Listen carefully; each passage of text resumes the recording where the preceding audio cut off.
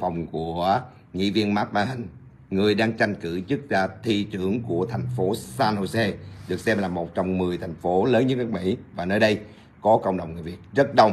Và lần này thì tôi có mặt ở văn phòng của thị trưởng và nghị viên Mahan đang tranh chức thị trưởng, và tôi sẽ có một cái cuộc phỏng vấn đặc biệt với anh.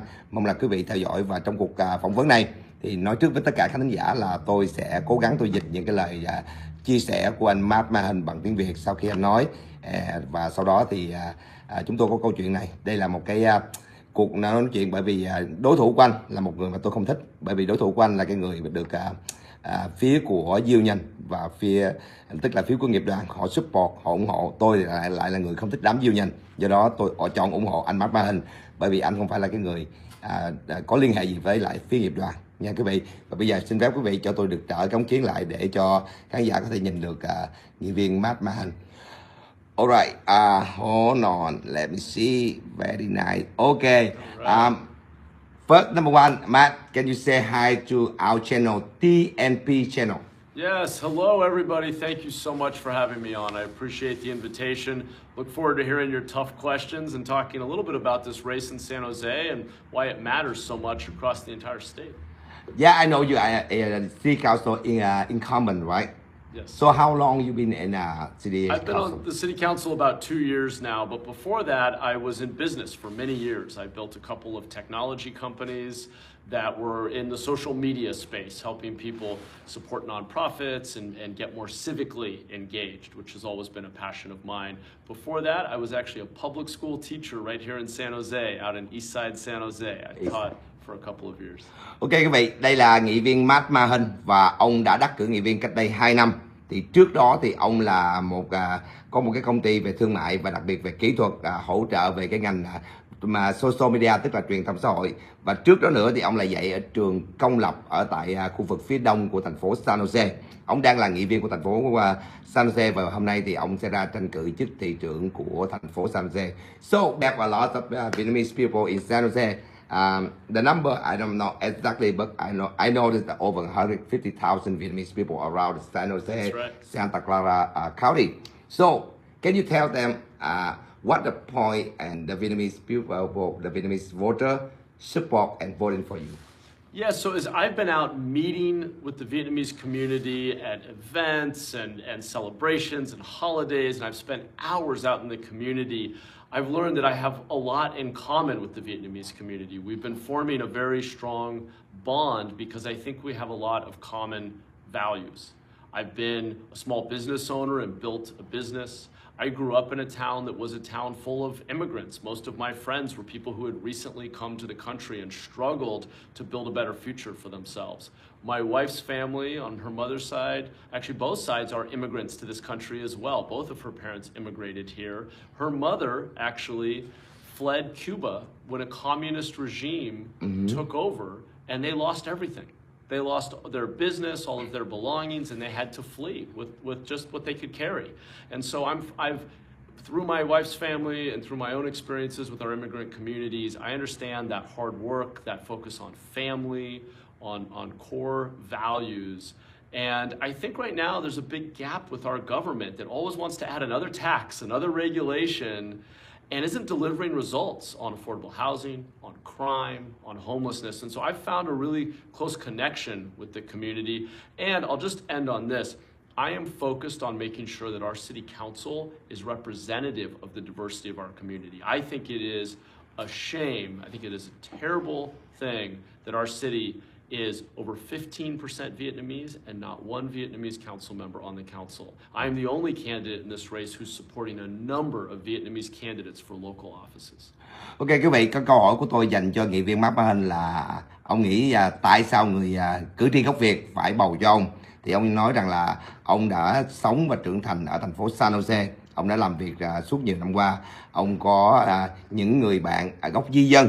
Và ông hiểu rõ những cái cơ sở thương mại nhỏ, những cái người mà qua di dân ở ngoài vào đây vào hai bàn tay trắng và phải dàn dựng lại từ đầu. Ngay cả người vợ của ông là đến từ Cuba, là một cái nơi mà xứ cộng sản, mất sạch tất cả, bị cộng sản cướp tất cả.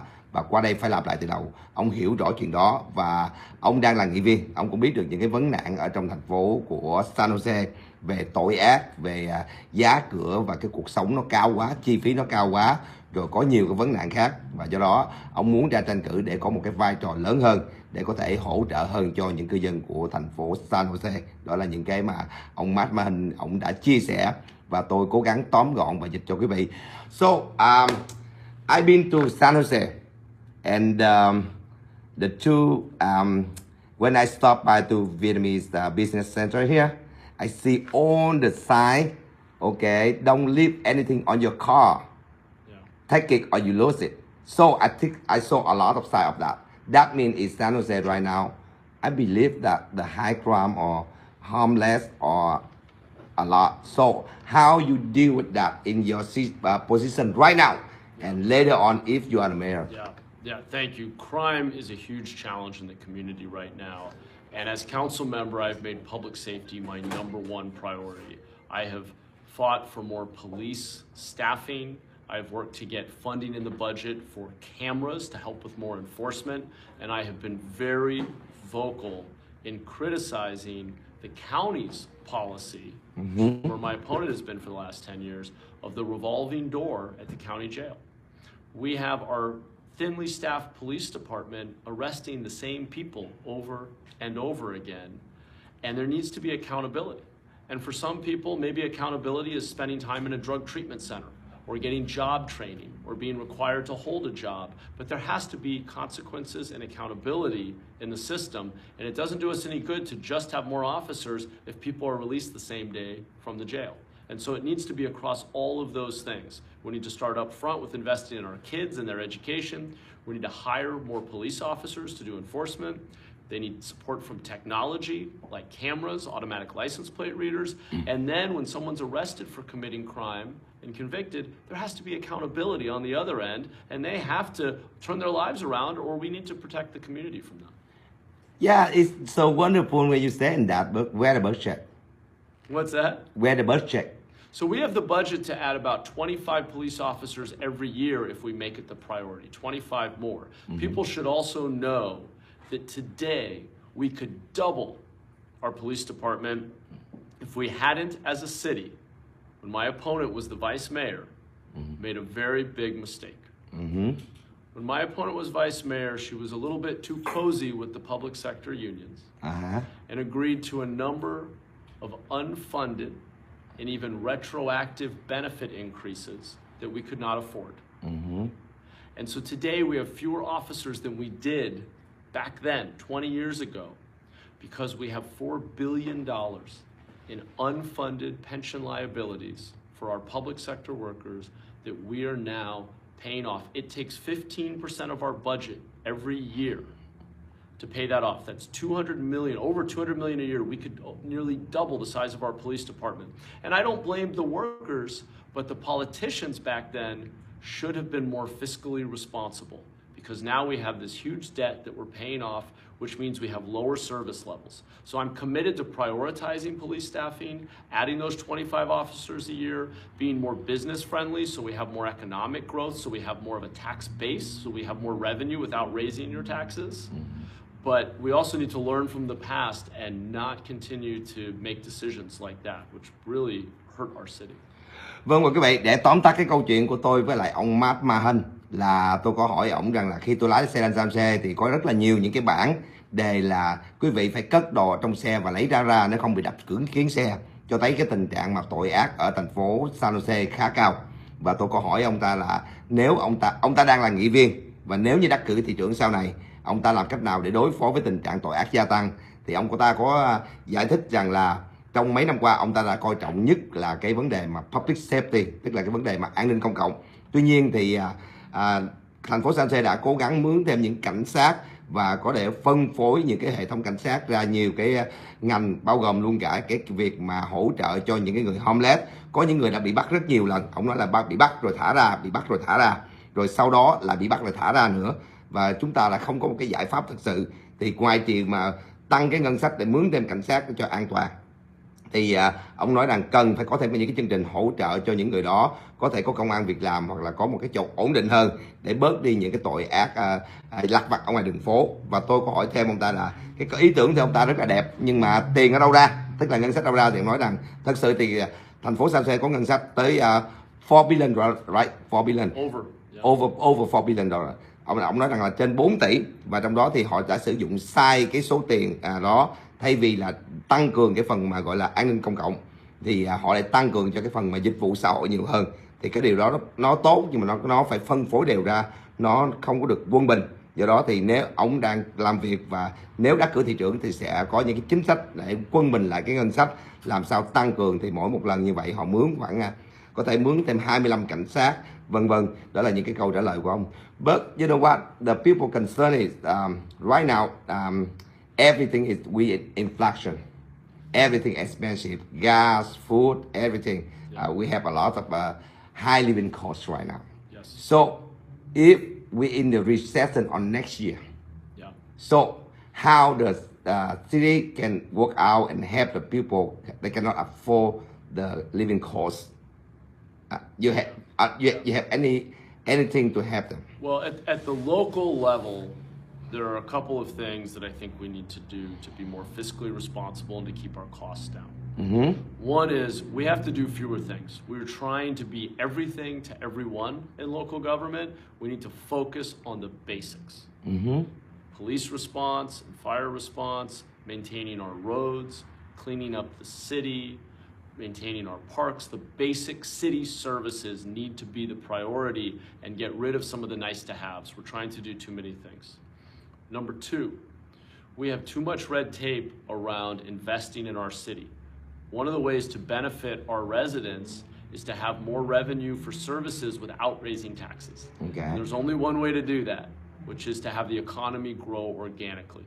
In the city of San Jose, if we get out of our own way and speed up our permitting times, reduce our fees, we have the ability to bring more business and more commerce into our city and have a more thriving economy that will generate the tax revenue to provide services.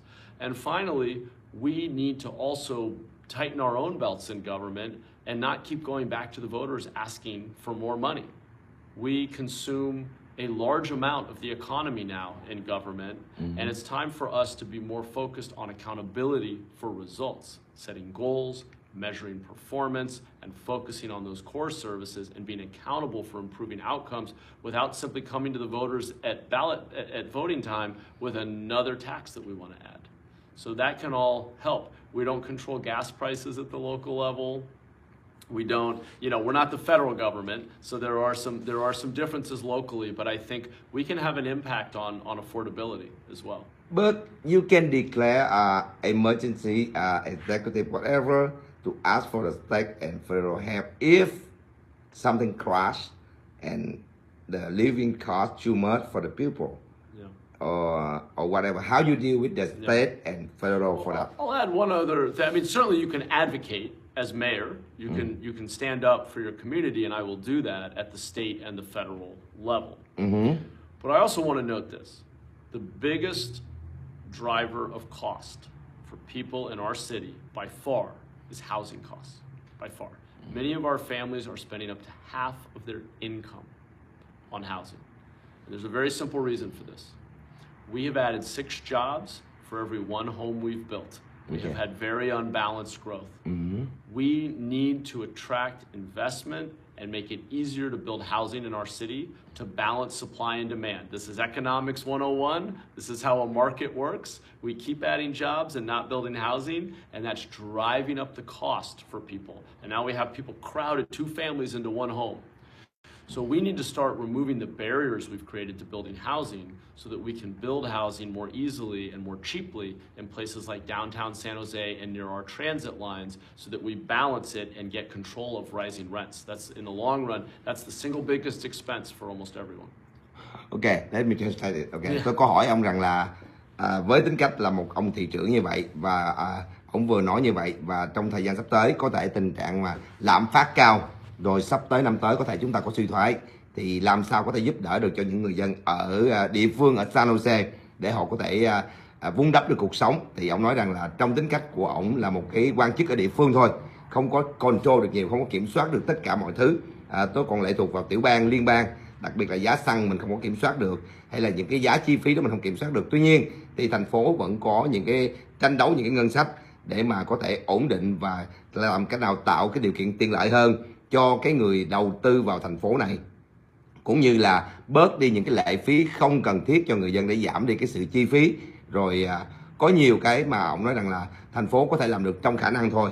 Thì tôi có hỏi tiếp ông rằng là làm cách nào ông có thể thương lượng với tiểu bang, với liên bang, thậm chí là ông có thể dùng quyền của một thị trưởng thành phố để ban một cái lệnh khẩn cấp về cái cuộc sống khó khăn này, để kêu gọi liên bang và tiểu bang hỗ trợ.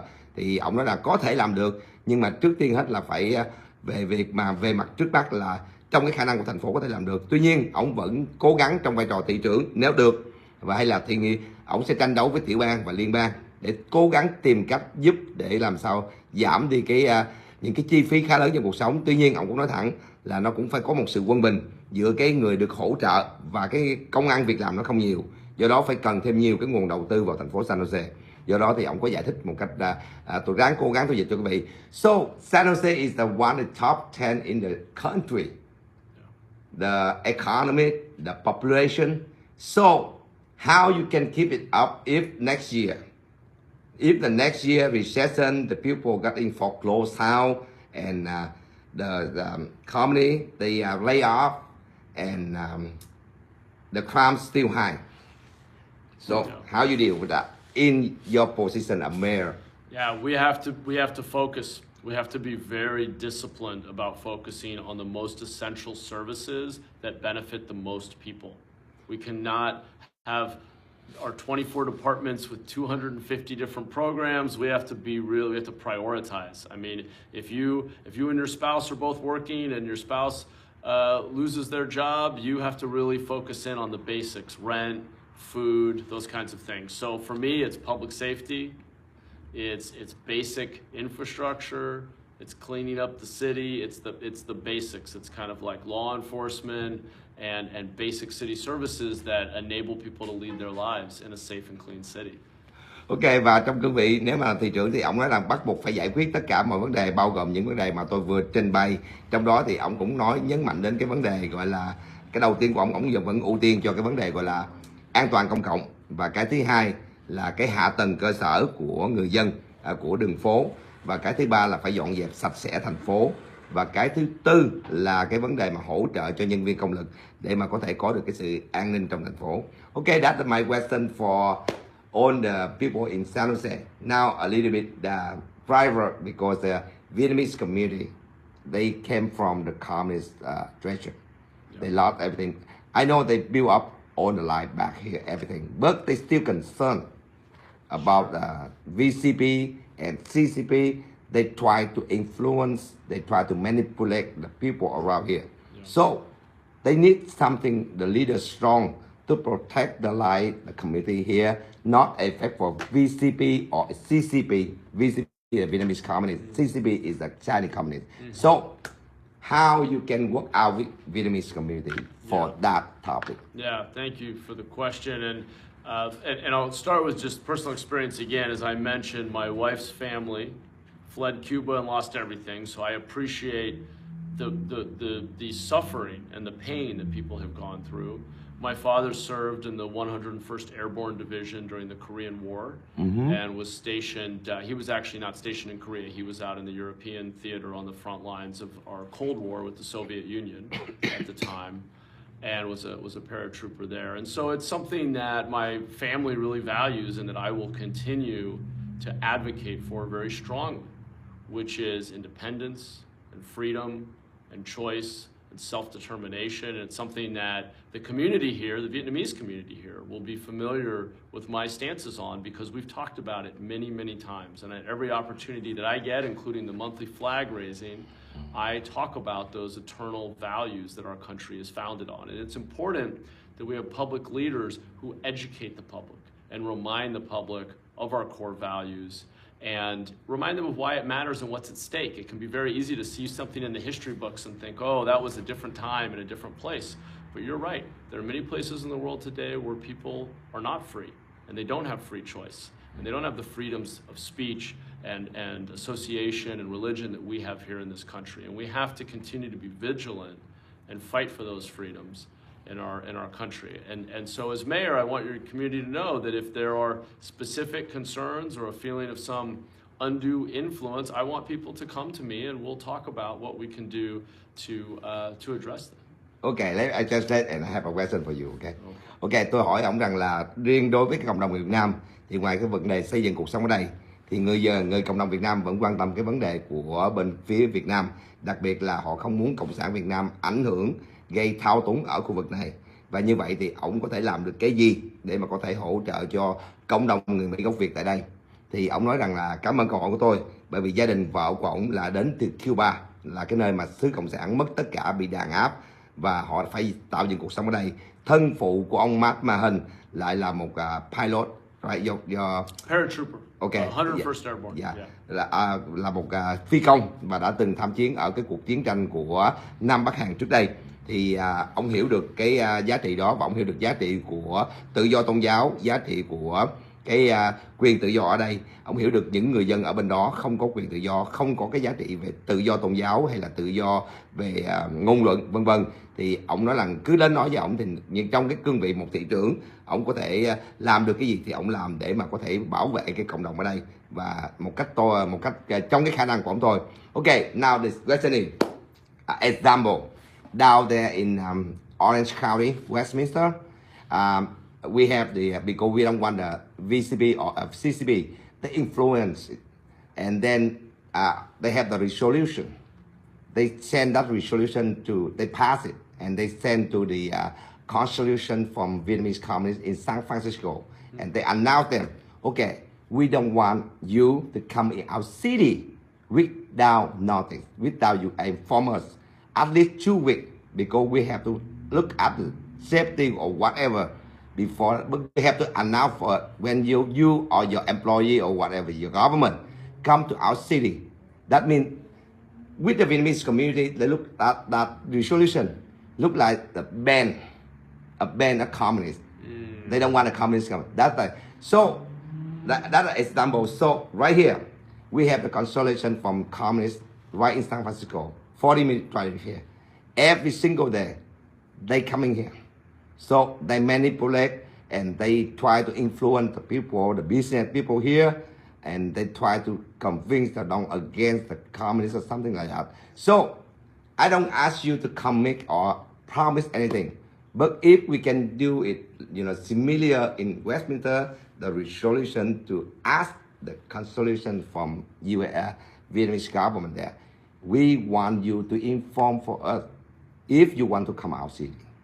We're considering the safety, the police, we enough the people to protect you or not, because we don't want to get in trouble, because so different from Vietnamese community here and you guys.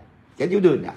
Yeah, I also worry about bans. I don't want to see us fight communism. It's not a ban. Okay, yeah. But I don't want to see us fight communism by becoming like becoming like totalitarian countries. So what I would say is a couple of things. I think that the best way to fight totalitarian thinking is education. An education that encourages people to think for themselves, to openly disagree and share different opinions and have debates. I am all about bringing things out into the open and having transparency and having open discussion and debate. And we need to teach our children in America civics and remind them of the core principles that their country was founded upon. I will also say this, while I don't believe that we should be restricting people's movement or requiring them to notify people to move around, I will say this, I feel very strongly that we should not have foreign money influencing local elections. And that is an area where I will obviously pay very close attention, and whether it's at the local level or at higher levels, I think it's really important that we don't have foreign money or other foreign influence in the electoral process. I think that's very important. They try to influence, because some of the Vietnamese candidates, they come out, if they against the communist, they try to influence the voter. They try to influence the business here, to eliminate them. Well, embassies and representatives from other countries should not be interfering in local elections. Ok. So, quý vị, tôi có kể cho ông nghe cái câu chuyện của thành phố Westminster. Chúng ta có cái nghị quyết là yêu cầu phía các tòa lãnh sự Cộng sản Việt Nam mà nếu có nhân viên của họ xuống thì phải thông báo cho thành phố biết để thành phố có duyệt xét là có đủ sức để mà bảo vệ an toàn hay không. Đó là cái hình thức giống như chúng ta ngăn cấm cộng sản và giới hạn họ, không cho họ bước vào cái thành phố mà có đông đảo những người có một cái khác biệt với cộng sản. Thì ông nói rằng là có nhiều cách để chúng ta chống cộng, không nhất thiết là chúng ta cần phải có những cái hành động gọi là, theo ông đó thì ông nói rằng là cái điều mà quan trọng nhất là vẫn phải giáo dục và cái thay đổi tư tưởng. Thì cái đó là cái điều mà ông nghĩ rằng là quan trọng nhất trong cái vấn đề mà chống cộng sản. Tại vì thay đổi và mình dạy dỗ cho con cái tránh xa cái chủ nghĩa cộng sản và cho nó biết được cái giá trị của cái tự do dân chủ. Thì cái đó là cái cách trả lời của ông Mahan. Tuy nhiên thì tôi có nói rằng tôi không có yêu cầu ông là phải cam kết hay là hứa trước, nhưng mà ông có thể làm một cái tương tự như ở phía của Westminster hay không. Thì ông cũng nói rằng là sẽ cố gắng, nhưng mà tại vì ông cũng chỉ là một phiếu ở trong cái hội đồng thành phố thôi, còn phải vận động những người khác thì nó phải được thông qua bởi đa số. Thì ông cố gắng ông làm. Tuy nhiên lần này thì ông Mahan cũng ủng hộ cho một ứng cử viên đặc biệt. So we have the Vietnamese candidate in this time together in city council too. So you think that you can work out with the that candidate Bin Doan? Yeah. Yes, and I've been very supportive of Bien. We've been out at events together.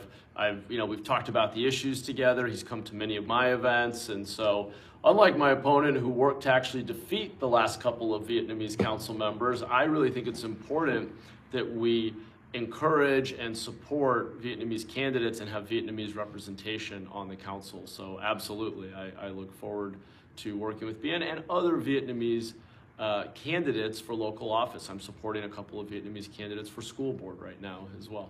Okay, so accept your campaign. So on your office in city council, do you have any Vietnamese staff?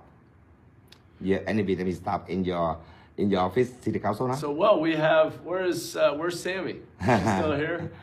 No. Okay. So no, she worked for your campaign, or she worked for the office? Yeah. Well, she worked for the office before. Oh, for the office too? Yeah, okay. Yeah, she worked for the office. Tôi có hỏi ông là bên cạnh cái chiến dịch vận động tranh cử của ông thì ông có nhân viên làm việc trong thành phố mà người Việt hay không? Ông nó có cô what's your name? Sammy Fan. Sammy Fan. Yeah. Ok, Yeah. Sammy Fan là Yeah. cái người mà làm việc cho ổng ở trong cái là người Việt làm việc ở trong cái chiến dịch tranh cử và cũng làm trong cái thành phố của ông đang làm việc, ông đang là nghị viên. So, but I also want to be clear. I don't just want Vietnamese representation on staff, which I absolutely will have Vietnamese staff members who can interface with the public. But I want Vietnamese colleagues. College. Colleagues, equals on the council. Yeah. Ông nói là không những là ông muốn có một cái nhân viên của ông là người Việt không, mà ông muốn cả đồng nghiệp của ông cũng là người Việt luôn, tức là có một người Việt được đắc cử nghị viên hay là đứng chung với ông ở trong cái hội đồng thành phố luôn. So before we finish, you want to say something to Vietnamese voter in San Jose and the people of Vietnam around the country? Yes, well, I want to say that San Jose is lucky to have such a large and strong Vietnamese community. It has been a great honor to get to know our Vietnamese community through this campaign and to be invited into so many small businesses and homes and ceremonies and holidays, and I've so loved getting to know the community, and I think the Vietnamese community agrees with me that we need change and that this is an opportunity for us to go in a different direction on crime, on affordable housing, on homelessness, on cleaning up the city. So I've been inspired by the Vietnamese community and all of the feedback and encouragement that we've gotten, and I look forward to a long partnership working together as equals to make our city a better place for everyone. Ok, và tôi hỏi ông trước khi chia tay thì ông có những cái lời gì để chia sẻ với những cử tri người Việt ở tại đây cũng như là khán giả khắp nơi. Thì ông nói rằng thành phố San Jose là nơi có rất nhiều những gia đình, có những cái cơ sở thương mại, có những công ty ở đây, và ông sẽ tiếp tục làm việc để mà hỗ trợ cho cộng đồng, cũng như là chúng ta sẽ tiếp tục ngồi chung làm việc và cho những cái lĩnh vực mà tương đối là nó có nhiều khó khăn, từ những cái khó khăn về nhà cửa, từ những cái khó khăn về cuộc sống, từ những cái khó khăn về việc làm, cũng như là vấn đề an toàn công cộng. Thì cùng một lượt sẽ làm việc chung. Thank you, Mahat. Right now, you have almost 1,000 people watching right now. All okay, right. thank you very much, and thank you. Come on. good luck to your election, Sam. And I hope you win and Keep Thank you. your work for We're our going to be community. working hard for the community. Thank Alright. you so much. Thank you. Bye bye. Và kính thưa quý vị, đó là cái câu chuyện của tôi với lại nghị viên Mahan, người đang tranh cử chức City Mayor, tức là cái thị trưởng của thành phố San Jose, một trong 10 thành phố lớn nhất của nước Mỹ. Cảm ơn tất cả khán thính giả rất nhiều cho bài nói chuyện này, và Phong sẽ gặp lại quý vị vào sáng ngày mai trong chương trình Tin tổng hợp. Mến chào mọi người và chúng ta gặp lại sau. Bye bye.